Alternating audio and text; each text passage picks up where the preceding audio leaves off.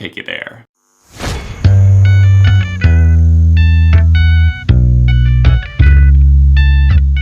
What's up everyone, John from ARTV. It's time for my first album review of 2017 that I'm actually excited to do. The XX, an indie pop outfit out of the UK, with their brand new album, their first in over 4.5 years, I believe at this point. The XX with I See You, an album title that I really enjoy for some reason. I'm not exactly sure why, but it really fits with the aesthetic of the band and the vibe of this record. Now, during this downtime in between records, you guys probably know that their key member Jamie XX, a producer, released his debut solo album In Color. And initially I gave that record a 3.5 out of 5, but I will say that it's grown on me some. I'd probably upgrade that to a 4 at this point, because In Color really has some detailed production, a lot of nuance to it, and some songs that really hit as a slow burn as you listen to them more and more. So kudos to Jamie for an amazing debut album, and once again he has added touches to this XX record that give them new color and new life and take on new things. Instead of just minimalism, there is a nuance to it. You can see the direction that they're being pulled, and obviously they're a lot more mature at this point in their career, releasing their debut when most of the members were right around 20 years old, and now closer to 27, 28. Romy, Jamie, and of course Oliver as well are all seeing things from a different angle, and that's what this record really seems to be all about. I See You could just be a title that refers to something only the band members will get, but I kind of see it as them looking into themselves, kind of an introspective feel, exploring alcoholism, depression, and a lot of relationship details as well. There kind of seems to be an ebb and flow, a push and a pull, if you will, with contentment and disenchantment with just relationships, fame, and some other personal struggles. During this time, obviously the start of the band, I should say, Romy, the female singer of this band, also the guitarist, she lost her father, and of course early on in her life she lost her mother, and she kind of explores this on the track Brave for You, which I easily see as being a standout cut. I love hearing about how some of these songs came to life, how genuine they are, and while they do feel more colorful in terms of additional production, they're collaborating with their longtime producer and of course Jamie XX once again on the production side of things, but I do feel like they're a lot more detailed with what they bring to life here, and it makes the words that much more poetic and vivid. And on Brave for You, I really have to applaud Romy here, because she comes through with a fantastic vocal performance on this one, and of course the track of the same name, Performance, which came a few tracks just before that. She really seems to be hitting all-time highs with what she's capable of, and of course the lyrical content as well, just sharp, kind of biting, and on the nose poignant with how detailed it is in terms of her personal life. She sees again on Test Me another personal moment, because she's opening up about band issues, and kind of like they did at the end of Coexist, they talked about how the tensions in the band were kind of killing them at the time. Now it's like, hey, I had to write this song, Romy at least that is, I had to write this song in order to build a bridge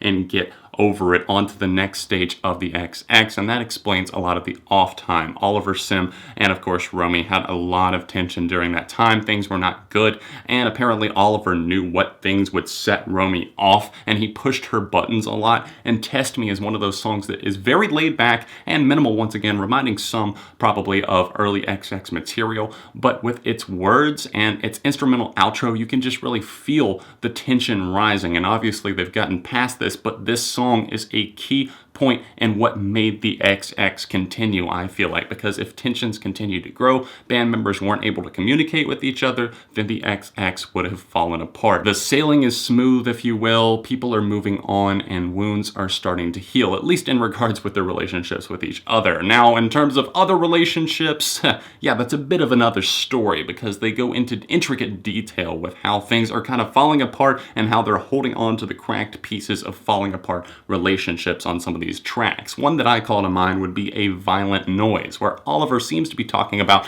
his now sober lifestyle and how it started, I think, in its earlier stages. You talked about on their last album, I should say on Jamie XX's last album, In Color, which he had a featured spot on. He talked about how kind of the loud noises, things were getting to him. I'm sorry, that was Romy actually that did that, but on his track that he featured on, he kind of talked about disenchantment with everything as well. And here on A Violent Noise, he really seems to be going going into detail on how he feels about his fame and about some of the relationships that he kind of holds on to, and how he kind of feels this disillusionment with partying and drinking and everything like that. And he saw it as a crutch for so long. Now he's returning to his music and putting his family and friends first instead of just relying on that. He's talking about, is the music too loud? Am I outgrowing this, basically? And it's nice to see them really growing up here. Ambitions go wild on the opening track, Dangerous, which is definitely different for the band. The loud horns are kind of abrasive at first, but this one has really settled in and found a place in my heart, one that I keep looping over and over again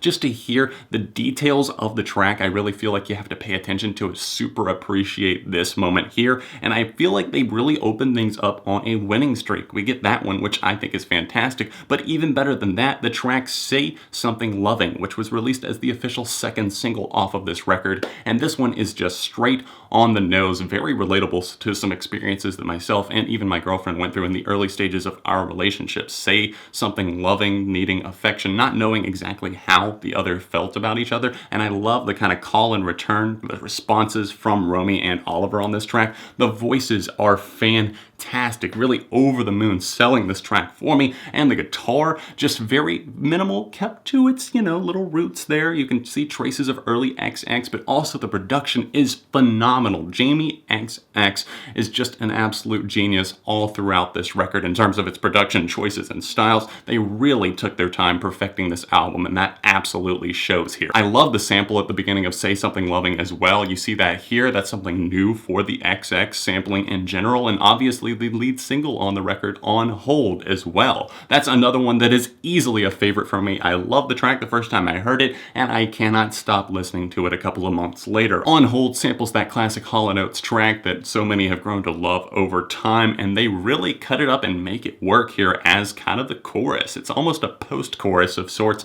but it still plays out in its favor. It's definitely another relationship-centric track, but it's not anything that I mind whatsoever because it sounds so good with everything from the guitars to the production as well, once again from Jamie XX. I know I'm gonna keep repeating myself there, but seriously, he did a fantastic job of making all of these elements work so well. And you can see that once again. I already talked about the track Test Me, but you really have to give some appreciation to that. Obviously, Romy Croft did some of the additional production as a band member as well, but seriously, that helped add so much emotion to the track. It started off, I believe that one, and even Brave For You, both of those started on the acoustic guitar and came into something so much more, with Brave For You in particular having a gleam of hope to it, originally coming off as much more of a sad song in its demo form. I'm looking through the track listing here, and there's seriously not a bad song on this album, not at all, and not even really a mediocre one, which makes me so excited to talk about this and continue talking about a few more tracks with you guys. I See You, such a good album. Lips is another one that comes to mind. I love the sample that opens that one up, and you can see it throughout. Kind of a bass heavy track. I like the guitars, how they kind of shift from this mellow mood, and then Jamie XX on a little bit of synthy production there. You can see that line going all throughout, and I love before kind of the chorus hits on it. It really sounds like perfection, honestly. The ace up the sleeve on this one. The synth-driven direction mixed with the guitars sounds fantastic. And then on the track Replica, I have to say that I'm really digging the lyrical content. It's about them not wanting to repeat or become like their parents, kind of repeating the mistakes, I assume.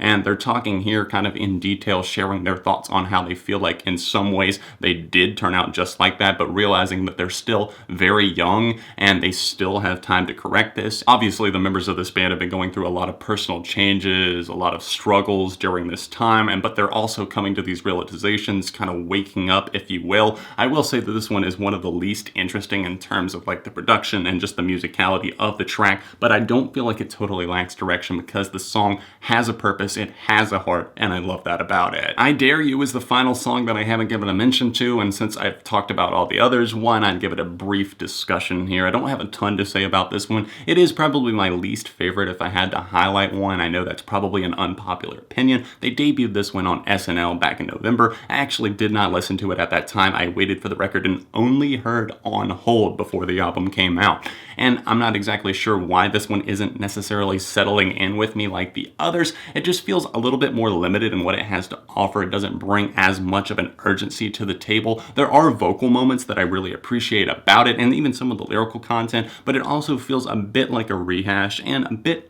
watered down and a little bit boring and tedious at this point in the album. Track 9, especially before we get to the awesome closer that is Test Me, and right after the energetic On Hold, I really kind of feel like it loses its place and maybe a little bit of its footing. Or that could just be me. I'm not exactly sure how you guys are feeling, so let me know your thoughts on this track and of course the album in general. I see you in the comments section down below. Me personally, I've heard about 5 albums so far this year. This is the second that I've actually done a review for, and this is the first that I have fallen for. I honestly love this album. I really don't see many flaws with it whatsoever, and there's no reason for me to score it any lower than a 4.5 out of 5. I'm definitely excited that the XX are back. Be sure to smash the like button on the video today to let me know that you enjoyed it, and subscribe to the channel because friends don't let friends go and subscribe. To see a recent review that I did, click right here, or to see my vinyl subscription service parody that myself and Infinity on Hannah teamed up for, click right here. All of my social media linked in the description. Other than that, I'll see you guys very soon right here on ARTV.